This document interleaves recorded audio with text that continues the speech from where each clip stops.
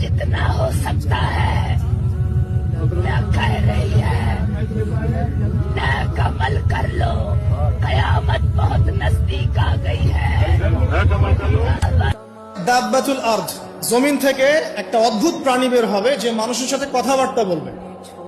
এটা হাদিসে আছে, কিন্তু তা আমরা এখন নিঃসন্দেহে 90% মানুষ বিশ্বাস করবে না, এবং যারা একটু বেশি চেতনাধারী তারা বলবে যে মোল্লা মুন্সিদের কথা শোনো, প্রাণী বলে আবার কথা বলবে। কিন্তু হ্যাঁ, এই কথাটাই যদি নাসা বলে যে হ্যাঁ একটা প্রাণী আছে পৃথিবীর গভীরে, সে অচিরেই বের হবে এবং কথা বলবে, দেখবেন সবাই বিশ্বাস করছে। দেখেন চিন্তাগত শিরকটা দেখেন। যখন আমরা ওইসব মিডিয়া থেকে কোনো কথা আসে আমরা নিশ্চিন্তে নির্দ্বিধায় বিশ্বাস করি। আল্লাহ পাক হাদিসে বলছেন, নবী হাদিসে বলছেন দাব্বাতুল আরদ বের হবে, মানুষের সাথে কথাবার্তা বলবে। মানুষ বিশ্বাস করতে চায় না।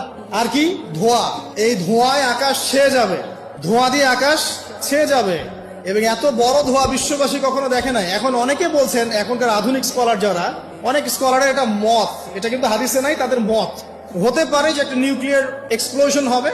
সারা ওয়ার্ল্ড তো এখন নিউক্লিয়ার যুদ্ধের সামনে দাঁড়িয়ে আছে, তখন হয়তো বা ধোঁয়ায় পুরো বিশ্ব ছেয়ে যেতে পারে। এটা তাদের মত, এটা হতেও পারে, নাও হতে পারে, হওয়ার সম্ভাবনা কিন্তু আছে, উড়িয়ে দেওয়া যাচ্ছে না। ঠিক আছে, 4টা 5 কি 5 হচ্ছে ইয়াজুজ আর মাজুজ। এই প্রকৃতি বের হবে, এরা কিন্তু আদম সন্তান, এবং তারা পৃথিবীর পানি খেয়ে শেষ করে ফেলে দিবে, মহাসাগরের পানি খেয়ে শেষ করে ফেলে দিবে।